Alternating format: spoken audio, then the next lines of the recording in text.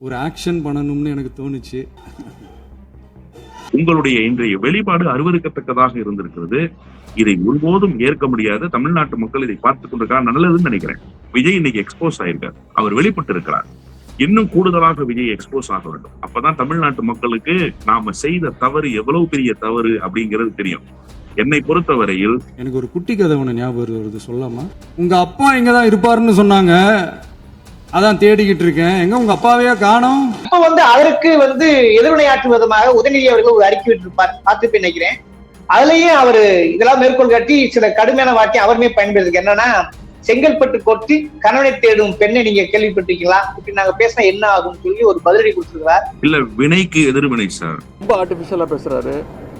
நடிக்க ஆரம்பிச்சிட்டாரு. இங்கேயும் இப்போ செய்கையெல்லாம் கொஞ்சம் நடிச்சுக்காரு. ஆக்ஷன்லாம் இன்னும் ஸ்பீக்கர் ஆக்ஷன் கட்டு அதெல்லாம் இனிமேல் சொல்லுவாருன்னு நினைக்கிறேன். ஒன் மோர்லாம் போவாங்கன்னு நினைக்கிறேன். ஸ்பீக்கர் அனுமதி வாங்கி நான் ஆக்ஷன் பண்ணலாமான்னு கேட்கிறாரு. ஸ்பீக்கர் ஆக்ஷன் அப்படின்றாரு. அப்பாவை தேடிக் கொண்டிருக்கிறேன், உங்க அப்பா எங்கே இருக்கிறார் என்று கேட்டார் என்று சொல்கிறார். இன்னொரு 2 குழந்தைகள் இருக்கிறது. ஒன்று ஆண் குழந்தை, இன்னொன்று பெண் குழந்தை. அந்த குழந்தைகளிடம் போய் உங்களுடைய அப்பா எங்கே என்று கேட்டால் 2 பதில்கள் வரும். ஒன்று, அப்பா அந்த நடிகையினுடைய வீட்டில் இருக்கிறார் என்று பதில் வரும். இல்லை என்று சொன்னால் அவர் எங்க அப்பாவே இல்லை என்று பதில் வரும். இப்படி நான் ஒரு கதையை சொன்னால் நீங்கள் ஏற்றுக்கொள்வீர்களா? பேசுனா அப்புறம் என்ன பண்றது? அறக்கழகம் பார்வையாளருக்கு வணக்கம். இன்று நாம் சந்திக்கிற மிக முக்கியமான அரசியல் ஆளுமை, திராவிட வெற்றி கழகத்தின் முதன்மை செயலாளர், அரசியல் விமர்சகர் திரு வல்லம் பஷீர் அவர்கள். வணக்கம். வணக்கம். குறிப்பா நீங்க சட்டசபையை பார்த்திருப்பீங்க. அநேகமாக இது ஒரு புதுவிதமான சட்டசபையாக தான் இருந்தது. உள்ளபடியே சொல்ல வேண்டுமானால், சபாநாயகர் அவ்வப்போது யாருமே ஆதாரம் இல்லாத செய்திகளை கூறக்கூடாது அப்படின்னு நேற்றிலிருந்து இன்று வரை அதை உண்மையிலே சொல்லியிருக்காரு. உண்மையிலே ஆச்சரியமா இருக்கு. இந்த அணுகுமுறை உண்மையிலே சட்டசபைக்கு புதுசுனோடு வச்சுக்கலாம். ஏன்னா எதிர்கட்சியும் விமர்சி சொன்னாரு, அதே போல ஆளுங்கட்சியும் சொன்னாரு. இன்னைக்கு முதலமைச்சர் உரையோட சொன்னாரு. ஒருவேளை அதுல முதலமைச்சர் சொல்லக்கூடிய செய்திகளில் ஆதாரம் எல்லாம் நீக்க வேண்டும் என்ற வார்த்தையை பயன்படுத்தி இருக்காரு. அது நீக்க விடுமான்னு தெரியல. ஏன்னா பொதுவெளியில ஊழல் குற்றச்சாட்டை வைப்பது, மேடைகளில் பேசுவது எப்பயுமே தெரிந்த விஷயம் தான்.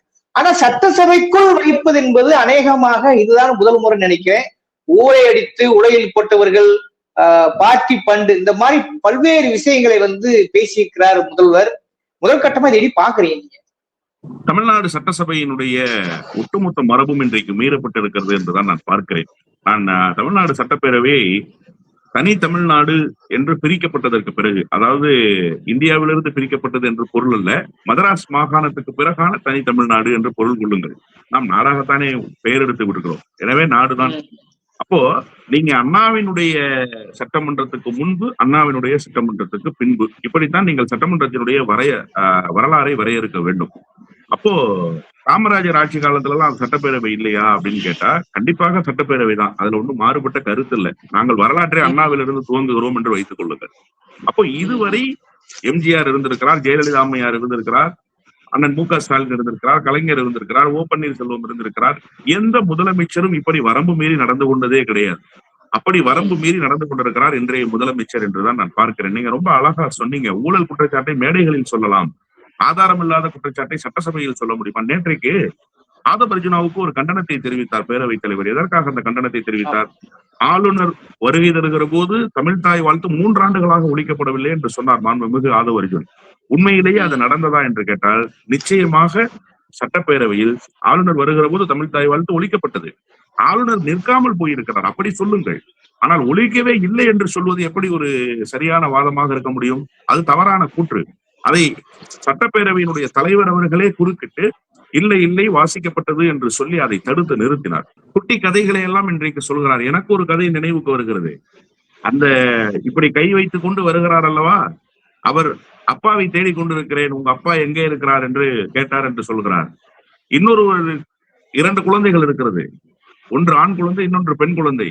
அந்த குழந்தைகளிடம் போய் உங்களுடைய அப்பா எங்கே என்று கேட்டால் 2 பதில்கள் வரும். ஒன்று, அப்பா அந்த நடிகையினுடைய வீட்டில் இருக்கிறார் என்று பதில் வரும். இல்லை என்று சொன்னால் அவர் எங்க அப்பாவே இல்லை என்று பதில் வரும். இப்படி நான் ஒரு கதையை சொன்னால் நீங்கள் ஏற்றுக்கொள்வீர்களா? அதை திருப்பி எதிர்கட்சியில் இருப்பவர்கள் சொல்ல முடியாதா? அப்பா குறித்து பேசுகிற தகுதி உங்களுக்கு இருக்கிறதா? நீங்கள் முதலில் அப்பாவாக நடந்து கொண்டிருக்கிறீர்களா? அந்த குழந்தைகளினுடைய நிலைமை என்ன? இதையெல்லாம் பேசினால் எப்படி இருக்கும்? எனவே ஒரு முதலமைச்சர் அவருக்குரிய மாண்பிலிருந்து பேச வேண்டும். அவருக்குண்டான கண்ணியத்தை கடைபிடிக்க வேண்டும். ஒரு முதலமைச்சர் இப்படி நிலை தடுமாறி பேசுவது, ஏதோ சினிமாவில் வசனம் பேசுவதை போலவே சட்டப்பேரவையில் பேசுவது, இப்படிப்பட்ட ஒரு உரை இதுவரை தமிழ்நாட்டில் கேட்கப்படாத ஒரு உரை, இதுவரை சட்டப்பேரவையில் ஒழிக்கப்படாத ஒரு உரை. உண்மையிலேயே சட்டப்பேரவையினுடைய மரபு சுக்கு சுக்காக உடைந்து போயிருக்கிறது என்றுதான் நான் இன்றைய உரையை பார்க்கிறேன். ஏதாவது ஒரு ஆதாரம் இருக்கிறதா முதலமைச்சர் வைத்த குற்றச்சாட்டுக்கு? பார்ட்டி ஃபண்ட் என்று சொல்லுகிறார். எந்த பார்ட்டி என்று சொல்வதற்கு துணிச்சல் இருக்கிறதா? தெம்பும் திராணியும் யோகிதையும் இருந்திருந்தால் எந்த கட்சி என்று நீங்கள் சொல்லி இருக்க வேண்டும். அது என்ன லாவகமாக பார்ட்டி ஃபண்ட் என்று சொல்லிவிட்டு எந்த கட்சி என்று சொல்லாமல் நழுவுவது? எந்த கட்சி என்று சொல்லிவிட்டால் அந்த கட்சி உங்கள் மீது மான நஷ்ட வழக்கு தொடுத்துவிடும், உங்களை நீதிமன்றத்துக்குள் ஏற்றிவிடும். அதனால் எந்த கட்சி என்று பெயர் சொல்லவில்லை. நீங்கள் பெயர் சொல்லாமல் பார்ட்டி ஃபண்ட் என்று கடந்து போகிறீர்கள். இன்னொன்று, நீங்கள் ஏதோ கஜானாவை நிரப்பிக் கொண்டே இருக்கிறோம், கஜானாவுக்கு வந்து சேர்ந்து கொண்டே இருக்கிறது என்கிறீர்கள். அதற்கு என்ன ஆதாரம் இருக்கிறது? இந்த 20 நாட்களாக இந்த அரசை நீங்கள் வழிநடத்துகிறீர்கள் என்று வைத்துக் கொள்ளுங்கள். 1 மாத காலம் அப்படி வைத்துக் கொள்ளுங்கள். ஏன் 20 நாள் கூட? 1 மாத காலம். 1 மாத காலமாக நீங்கள் சொல்கிற பணம் எல்லாம் கஜானாவுக்குத்தான் வந்திருக்கிறது என்கிற நிதி ஆதாரத்தை நீங்கள் சட்டப்பேரவையில் சொல்வதற்கு தயாரா இருக்கீங்களா? எதன் அடிப்படையில் நீங்க சொல்றீங்க? அப்ப போகிற போக்கில் ஒரு விமர்சனத்தை வைப்பதும், போகிற போக்கில் இந்த அரசு யோகிய சிகாமணி அரசு என்று சொல்வதும் ஏற்புடையதல்ல. உண்மையிலேயே இன்றைய உரை மொத்தமாக சட்டப்பேரவையினுடைய அவை குறிப்பிலிருந்து நீக்கப்பட வேண்டிய உரை. இந்த உரையை அவை குறிப்பில் இடம்பெறவே செய்யக்கூடாது. இது ஒரு அயோக்கியத்தனமான உரை என்றுதான் நான் பார்க்கிறேன். முதலமைச்சர் தன்னுடைய மாண்பை விட்டுக் கொடுத்திருக்கிறார். தன்னுடைய மாண்புக்கு உகந்தவாறு இன்றைக்கு நடைபெறவில்லை. இப்படி ஒரு சட்டப்பேரவை இதுவரை தமிழ்நாட்டில் பார்க்கப்படவே இல்லை என்கிற விசில் அடிக்கிறாங்க சார். என்ன சார் இது? இந்த சட்டப்பேரவை உறுப்பினர்கள் எப்படி நடந்து கொள்ள வேண்டும் என்பதற்காக கடந்த வாரம் தான் பயிற்சி கூட்டம் நடத்தப்பட்டது கலைவாணர் அரங்கத்துல 2 நாட்கள். அந்த பயிற்சி கூட்டத்தில் இதுதான் சொல்லித் தரப்பட்டதா? விசிலடிச்சான் குஞ்சுகள் என்பதை நிரூபித்திருக்கிறார்கள். இன்றைக்கு போய் அவையினுடைய மாண்பு என்ன? அந்த அவை எப்பேற்பட்ட அவை? எவ்வளவு பெரிய தலைவர்கள் வீட்டிலிருந்த அவை? தமிழ்நாட்டினுடைய இன்றைய தலையெழுத்தை தீர்மானித்திருக்கிற அவை சார்ந்த அவை. அந்த அவைக்கென்று ஒரு பெரிய பாரம்பரியம் இருக்கிறது. இந்திய துணை கண்டத்தை திரும்பி பார்க்க வைத்த பெருமை அந்த செஞ்சாய் கோட்டைக்கு உண்டு. நீங்கள் உட்கார்ந்திருக்கிற இடம் ஒன்றும் சாதாரணமான இடம் அல்ல. அது ஷூட்டிங் ஸ்பாட் இல்ல, கேரவன் இல்ல. அதற்கென்று ஒரு வரலாறு, அதற்கென்று ஒரு பாரம்பரியம் இருக்கிறது. அதையெல்லாம் இன்றைக்கு காலில் போட்டு மிதித்திருக்கிற ஒரு முதலமைச்சர் வன்மையான கண்டனத்துக்கு உட்பட்டவராக இருக்கிறார். இன்றைய சட்டப்பேரவை என்பது முழுக்க முழுக்க தமிழ்நாட்டு மக்களால் பார்த்து ரசிக்கப்படாத ஒரு சட்டமன்றமாக இன்றைக்கு அமைந்திருக்கிறது. எதற்காக பேரவைத் தலைவர் இதையெல்லாம் ஏற்றுக்கொண்டார் என்றே தெரியவில்லை. கதை சொல்லவா என்று கேட்டால் கதை சொல்லுங்கள் என்கிறார். என்ன மாதிரியான அணுகுமுறை இந்த அணுகுமுறை? இதையே எதிர்கட்சிக்கு நீங்கள் தெரிவீர்களா? இதே எதிர்கட்சிகள் செய்தால் நீங்கள் கொடுப்பீர்களா அந்த வாய்ப்பை? முதலமைச்சரினுடைய உரையை ஒருபோதும் ஏற்க முடியாது. ஒரு அலங்கோல ஆட்சி நடைபெறுகிறது என்பதற்கு உதாரணமாக இன்றைக்கு முதலமைச்சருடைய உரை அமைந்திருக்கிறது. இல்ல, குட்டிக்கதை என்று சொல்லும் போது அது ஒரு நீதி போதனை இருக்கும், ஒரு கருத்தியல் இருக்கும், ஒரு மேற்கோள் இருக்கும். அதை எல்லாருமே சொல்லியிருக்காங்கிறதுல மாற்றுக்கிறது கிடையாது. ஆனா அந்த குட்டிக்கதையில எந்த ஒரு மீனிங்குமே இல்ல. அப்பட்டமாக வன்மம் வெளிப்படுகிறது. கடந்த காலத்தில் காமராஜர் தோற்றிருக்கிறார், நல்லக்கண்ணர் தோற்றிருக்கிறார், ஜெயலலிதா தோற்றிருக்கிறார், இப்படி பெரும் பெரும் அரசியல் ஆளுமைகள் தோற்றிருக்கிறார். தோல்வி என்பது ஓட்டரசியல் சூழல்ல சகஜம். ஆனா அதை இப்படி வன்மமாக குட்டியிருப்பது சிக்கலுக்காகுது. இப்ப அதற்கு எதிர்வினையாற்றும் விதமாக உதயநிதி அவர்கள் ஒரு அறிக்கை விட்டிருப்பார், பார்த்து நினைக்கிறேன். அதுலயே அவரு இதெல்லாம் மேற்கோள் காட்டி சில கடுமையான வாக்கியம் அவருமே பயன்படுத்திருக்கு. என்னன்னா, செங்கல்பட்டு கோர்ட்டில் கணவனை தேடும் பெண்ணை நீங்க கேள்விப்பட்டிருக்கீங்களா, இப்படி நாங்க பேசினா என்ன ஆகும்னு சொல்லி ஒரு பதிலடி கொடுத்திருக்கிறார். இதுவும் சரியா? இதை புரிஞ்சுக்கிறோம். இல்ல, வினைக்கு எதிர்வினை சார். நான் மாண்புமிகு எதிர்கட்சி தலைவர் உதயநிதி அவர்களினுடைய கருத்தில் உடன்படவில்லை. முதலமைச்சருக்கு என்ன மாண்பு வேண்டுமோ அதே மாண்பு எதிர்கட்சி தலைவருக்கு வேண்டும். ஆனால் நீங்கள் கல்லை எடுத்து எரிந்ததற்கு பிறகு எதிரிலே இருப்பவர்கள் கல்லெறிய கூடாது என்று சொல்கிற தார்மீக உரிமையை இழந்து விடுகிறீர்கள். அப்படி புரிந்து கொள்கிறேன் நான். இதை விஜய் கண்டிக்கலாமா? விஜய் இதை கண்டிக்கிற இடத்தில் இருக்கிறாரா? இல்ல. அப்ப ஏன் நீங்க அந்த இடத்தை இழந்தீங்கன்னா, நீங்க தான் இதை துவக்கி வச்சீங்க. அதனால் இது அடுத்த கட்டத்துக்கு போகுது. இப்ப நான் வழக்கமாக ஊடகங்களில் அப்படி வெளிப்படுகிற நபர் அல்ல, ஒருமையில் பேசுகிற நபர் அல்ல, வசைப்பாடுகிற நபர் அல்ல. ஆனா இன்னைக்கு நானே 2 குழந்தைகளுடைய கதையை சொன்ன யாருக்கு சொன்னேன்னு இதை பார்க்கக்கூடிய அறக்கழகத்தினுடைய பார்வையாளர்களுக்கு தெரியும். அப்ப ஏன் அந்த இடத்துக்கு தள்ளப்பட்டோம்? நீ பேசிய காரணத்தால் நான் பேச வேண்டிய இடத்துக்கு வந்தேன். எதிரி தான் எந்த ஆயுதத்தை எடுக்கணுங்கிறத தீர்மானிக்கிறான். அப்ப எதிரி எடுக்கிற ஆயுதத்தை நானும் எடுக்க வேண்டிய கட்டாயத்துக்கு தள்ளப்படுறேன். அந்த அடிப்படையில் மாண்புமிகு எதிர்கட்சி தலைவர் சொன்னார் என்றுதான் நான் புரிந்து கொள்கிறேன். மீண்டும் சொல்கிறேன், அவர் சொன்ன கருத்தில் எனக்கு உடன்பாடு இல்லை. ஒரு எதிர்கட்சி தலைவர் இப்படி விமர்சிக்க வேண்டிய அவசியம் இல்லை, அறிக்கை தர வேண்டிய அவசியம் இல்லை என்றுதான் நானும் சொல்கிறேன். அதே நேரத்துல நீங்கள் தனிவாழ்வு குறித்து பேச துவங்கினால் தனிவாழ்வு குறித்து பேசுவதற்கு எவ்வளவு செய்திகள் இருக்கிறது. அப்பா கதையே வேறு ஒரு கதை இருக்கிறது. கேட்டை இழுத்து மூடுங்கள், அப்பா உள்ளே வரக்கூடாது என்று சொன்ன மகன் குறித்து பேசுவோமா? அந்த அப்பாவை உள்ளே அனுமதிக்காதீர்கள், கழுத்தை பிடித்து வெளியில் தள்ளுங்கள் என்று சொன்ன மகன் குறித்து பேசுவோமா? மது போதையில் அந்த அப்பாவை தாக்க முற்பட்ட மகன் குறித்து பேசுவோமா? எவ்வளவு கதைகள் இருக்கின்றன. அவ்வளவு கதைகளையும் பேசினால் உங்கள் முகத்தை நீங்கள் எங்கே கொண்டு போய் வைத்துக் கொள்வீர்கள்? நீங்க அதனாலதான் தனி வாழ்வு பொது வாழ்வு என்று இரண்டாக பொது வாழ்க்கையில் பிரிக்கப்பட்டிருக்கு. தனி வாழ்வில் ஒருவர் கண்ணியத்தை கடைபிடிக்கணும் சார். தனி மனித ஒழுக்கம் என்பது மிக மிக இன்றியமையாதது. அதுல ஒன்றும் மாறுபட்ட கருத்து இல்லை. நான் தனி மனித ஒழுக்கத்தோடு இருந்தாதான் நான் பொது வாழ்க்கையில பயணிப்பதற்கு தகுதி உடையவன்னு நான் நினைக்கிறேன். சில பேர் சொல்லுவாங்க அது அவரோட தனிப்பட்ட விவகாரம். தனிப்பட்ட விவகாரம்னு ராத்திரி பூரா குடிச்சிட்டு காலையில மதுவிலக்கு குறித்து பேசுறதா? ராத்திரி பூரா பெண்களோட ஆபாச நடனம் ஆடிட்டு காலையில பெண்களுக்கான உரிமை குறித்தும் பெண்களுக்கான சுதந்திரம் குறித்தும் பேசுறதா? அது இல்ல. அப்ப தனிப்பட்ட வாழ்க்கை என்பது பொது வாழ்வோடு தொடர்புடையதுதான். அதுல ஒண்ணும் மாறுபட்ட கருத்து இல்ல. ஆனா நீங்க ஒருவரை விமர்சிப்பதற்கு முன்பாக நீங்க என்னவாக இருக்கிறீங்கன்னு பார்க்கணும். வெற்றி தோல்வி என்பது சகஜம். தேர்தல் களத்தில் வெற்றி தோல்வி என்பது சகஜம். ஆனா ஒரு இயக்கம் என்ன செய்திருக்கிறது, என்ன செய்து கொண்டிருக்கிறதுன்னு நீங்க பார்க்கணும். ஏன் ஜெயலலிதா அம்மையார் தோல்வியை தழுவலையா? உங்க அவை முன்னவர் செங்கோட்டையன் அலுவலகத்துல இப்பவும் ஜெயலலிதா அம்மையாருடைய படம் இருக்கு. அவர் பாக்கெட்ல இன்னும் ஜெயலலிதா அம்மையாருடைய படம் இருக்கு. அவர் தோல்வியை தழுவினார். தோல்வியை தழுவியது அல்ல பிரச்சனை. சாகும் போது ஒரு முதலமைச்சராக இருந்து மரணிக்க வேண்டிய ஒருவர் குற்றவாளியாக தண்டனை நிரூபிக்கப்பட்டு அந்த தண்டனையை நிறுத்தி வைக்கப்பட்ட குற்றவாளியாக இறந்து போனார் இல்லையா? அப்படி ஏதாவது இங்கே ஒரு குற்றச்சாட்டை அந்த தலைவரை நோக்கி நீங்கள் வைக்க முடியுமா? அப்படி ஏதாவது ஒரு செய்தியை அந்த தலைவரை நோக்கி நீங்க சொல்ல முடியுமா? அப்படி சொன்னீங்கன்னா அது ஒரு நியாயமான கருத்து. அப்படி சொல்வதற்கு ஒரு வாய்ப்பு இருந்திருந்தால் நானும் சேர்ந்து உங்களோடு அண்ணன் ஸ்டாலினை விமர்சிக்கிறேன். ஒரு தோல்வியை நீங்கள் விமர்சிக்கிறீர்கள் என்று சொன்னால் அது எப்படி சரியானதாக இருக்கும்? இதை விட இமாலய வெற்றிகளை எல்லாம் பார்த்திருக்கிற இயக்கம் சார். நீங்க இப்பதான் வந்திருக்கீங்க, உங்களுக்கு அந்த வரலாறு எல்லாம் தெரியாது. இதை விட 1000 மடங்கு வெற்றிகளை பார்த்த இயக்கம். எதிர்கட்சிகளே இல்லாத சட்டப்பேரவை எல்லாம் பார்த்துருச்சு அந்த இயக்கம். எதிர்கட்சிகள் அமையப்பெறாத அளவுக்கான சட்டப்பேரவையினுடைய அறுதி பெரும்பான்மை அந்த இயக்கம் பார்த்துருச்சு. ஒரு சீட்டு கூட எதிரிக்கு கிடைக்காத வெற்றியையும் நாடாளுமன்ற தேர்தலில் அந்த இயக்கம் பார்த்துருச்சு. அந்த இயக்கம் பார்க்காத வெற்றி எல்லாம், அந்த இயக்கம் பார்க்காத தோல்வி எல்லாம், அதையெல்லாம் கடந்து அந்த இயக்கம் நிக்குது. நீங்க நிப்பீங்களான்னு பாருங்க. உங்களால ஒரு தோல்வியை தாங்கி கொண்டு நிற்க முடியுமான்னு பாருங்க. இந்த தேர்தலில் நீங்கள் வெற்றி பெறாமல் போயிருந்தால் இன்னைக்கு நீங்க கேரவன்குள்ள இருந்திருப்பீங்க. இல்லைன்னா அந்த கரூர் சம்பவத்துக்கு பிறகு இருந்தீங்க பாருங்க, அதுல இருந்திருப்பீங்க. நான் ஒண்ணு சொல்றேன், நான் அறக்கழகத்திலேயே நிறைய முறை சொல்லியிருக்கேன்னு நினைக்கிறேன்.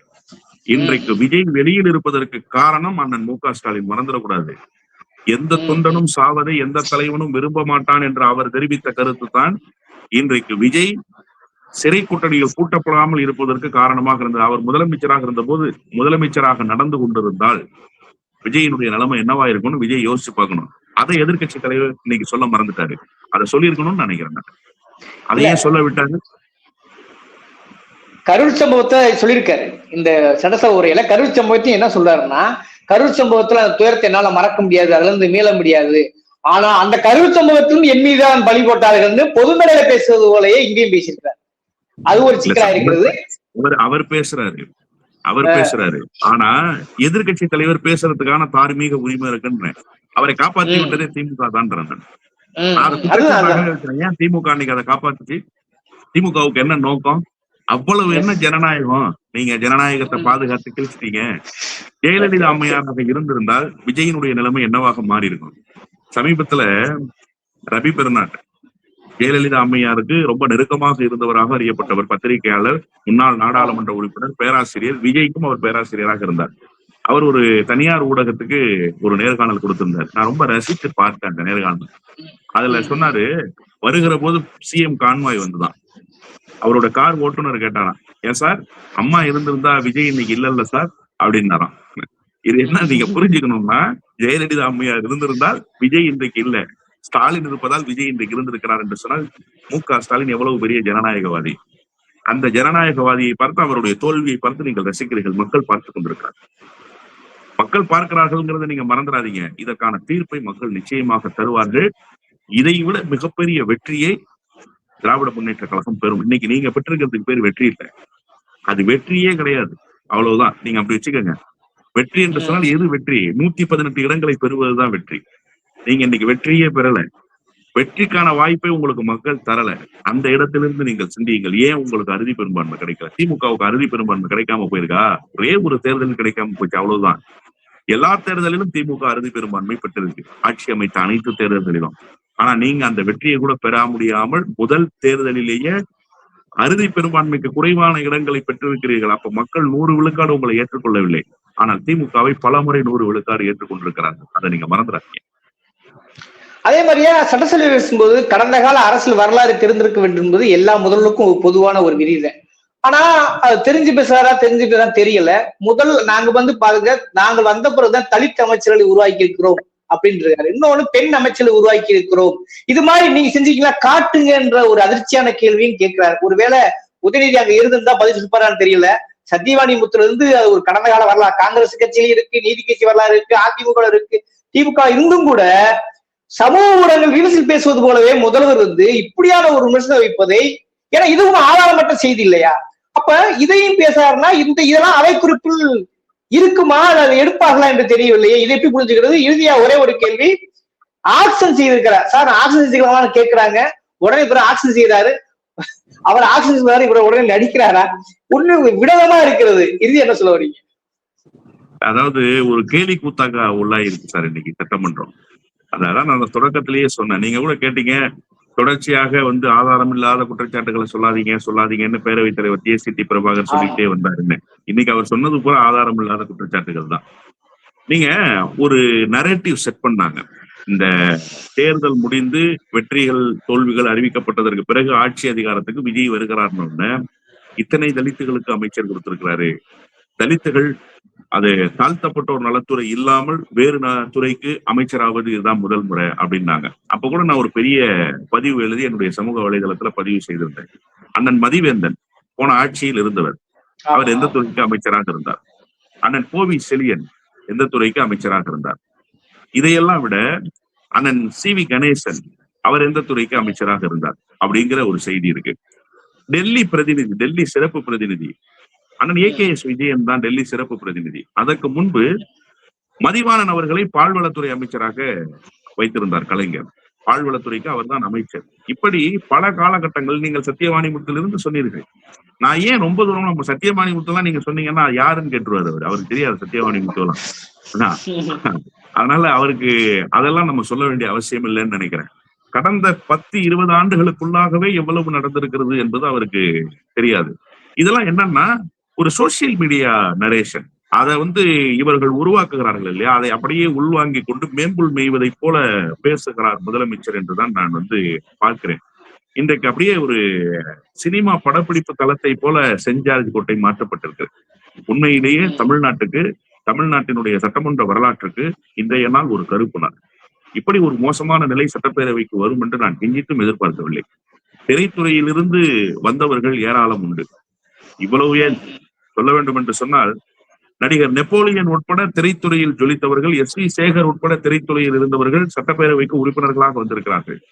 அவர்கள் நடிகர் என்பதை சட்டமன்ற வளாகத்துக்கு வெளியிலும் சட்டமன்றத்துக்குள் சட்டமன்றத்தினுடைய உறுப்பினர் என்கிற நிலையில் இருந்துதான் வெளிப்பட்டிருக்கிறார்கள். அருண் பாண்டியன் ஒருத்தர் இருந்தாரு, எங்க மாவட்டம் பேராவூரில இருந்து தேமுதிக சார்பில் தேர்ந்தெடுக்கப்பட்டார். அவரும் ஒரு நல்ல நடிகர் தான். இப்படி ஒரு பெரிய நடிகர்களுடைய பட்டியல் இருக்கு. நான் முதலமைச்சருக்கே போகல, ஜெயலலிதா, எம்ஜிஆர் அப்படி அந்த பட்டியலுக்குள்ள போகல, சட்டமன்ற உறுப்பினர்களையே சொல்றேன்.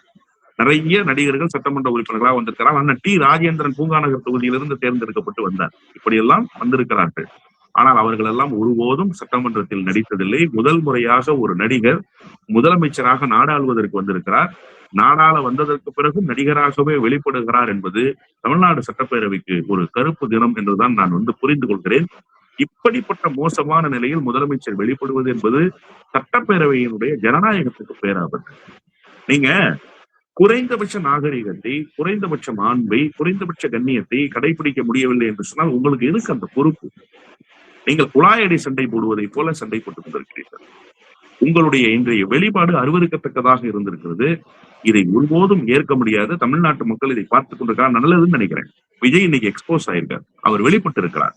இன்னும் கூடுதலாக விஜய் எக்ஸ்போஸ் ஆக வேண்டும். அப்பதான் தமிழ்நாட்டு மக்களுக்கு நாம செய்த தவறு எவ்வளவு பெரிய தவறு அப்படிங்கிறது தெரியும்.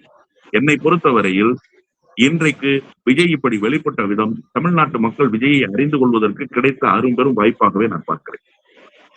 ஒரு பக்கம் இருக்கு. ஆனா ஒரு பக்கம் வந்து பிரஸ் மீட் சந்திக்கிற நிர்மல்குமார் அமைச்சர் என்ன சொல்றாங்கன்னாக்க, பார்ட்டி ஃபண்டுன்னு சொன்ன உடனே என்ன திமுகவுக்கு என்ன பயம்னு தெரியல, உடனே எழுந்து நின்று அவர்கள் வந்து முதல்வர் பேசப்படாமல் தடுக்க முயற்சி செய்தனர். அதற்கப்புறமும் வந்து அவர்களால் உள்ளே இருக்க முடியாமல், இந்த திருடனுக்கு தேல் கொட்டின மாதிரி இருக்க முடியாமல் அங்கே சட்டசபையிலிருந்து வெளிநடப்பு செய்தனர். திருடனுக்கு தேல் கொட்டியது போல் பார்ட்டி ஃபண்ட் கேட்ட உடனே பதிலடிச்சு ஓடி போயிட்டாங்க. எங்க முதலமைச்சர் என்ன தவறா பேசினார், அவர் உண்மையிலே வரலாறு சுமக்க பேசினாருன்னு பிரஸ் மீட்ல பேசுறாங்க இல்லையா? இதை நம்ம இப்படித்தான் புரிஞ்சுக்கிறது, மக்கள் தெரிஞ்சுக்கணும் இல்லையா? திரும்ப பேசி நியாயப்படுத்தி பேசக்கூடிய அமைச்சரும் பிரஸ் மீட் பொதுவெளியிலும் பேசுறாங்க, சட்டசபை மட்டும் இல்லாம ரொம்ப சிம்பிள் சார், ரொம்ப சிம்பிள். பார்ட்டி ஃபண்ட் நீங்க சொல்றீங்கல்ல, எந்த பார்ட்டி? எந்த பார்ட்டி?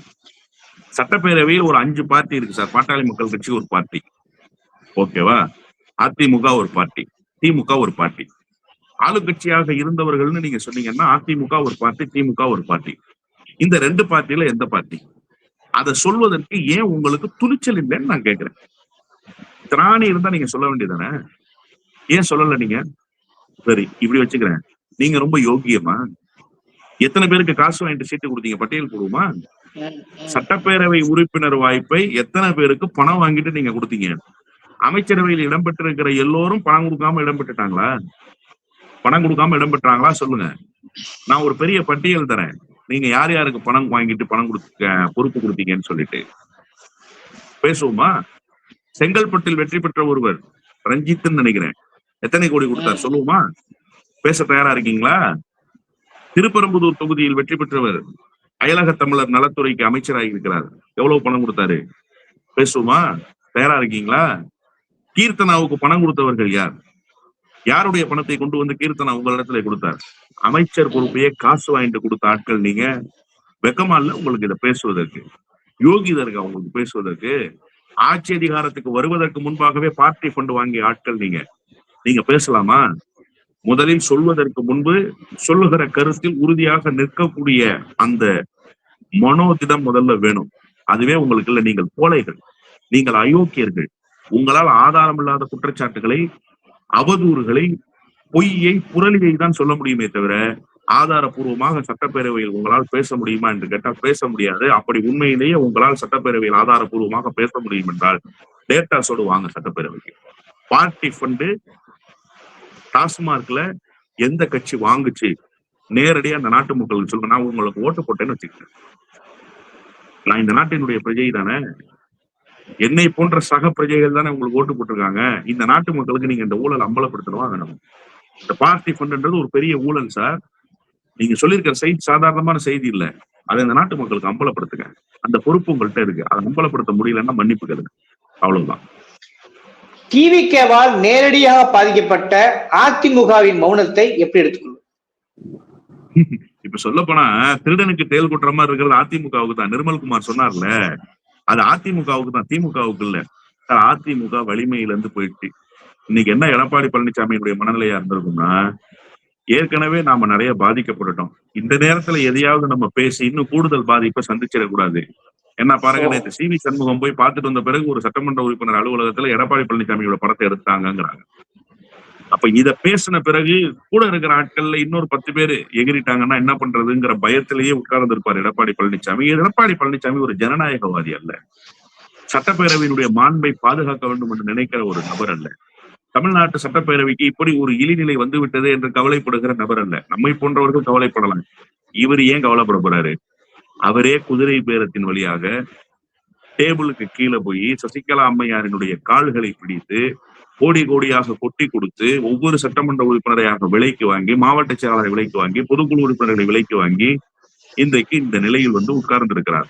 அவர் எப்படி பேச முடியும்? அவர் ஏதாவது பேசிட்டாருன்னா, நான் இப்ப சொன்னேன்ல பார்ட்டி ஃபண்ட்ன்றிய ஒன்று ஆதாரம் இருக்கா வெளியிடுன்னு சொன்னேன்ல, எனக்கு பேசுற நெஞ்சுரம் திமுக செய்யலைன்ற உறுதிப்பாட்டிலிருந்து வந்துச்சு. இப்ப எடப்பாடி பழனிசாமி இதே நெஞ்சுரத்தோடு நான் பேசுன மாதிரி பேசிட்டாருன்னு வச்சுக்கோங்க, அக்கு வேற ஆணி வேற பாட்டா கிழிச்சு போட்டுருவாங்க ஆளுகிற அரசு. ஏன்னா எத்தனை சட்டமன்ற உறுப்பினருக்கு எவ்வளவு பணம் கொடுத்தாரு அப்படிங்கறதெல்லாம் அடித்தட்டு மக்கள் வரைக்கும் தெரிஞ்ச செய்தி. அதனால அவர் பேசாமல் இருக்கிறார். அவர் பேசாமல் இருப்பதுதான் அவருக்கும் அவர் கட்சிக்கும் நல்லது. ஓகே, ஒரு கூர்மையான விவாதச்சுவை அறக்கலத்துக்காக இவ்வளவு நீண்ட நேரம் நன்றி.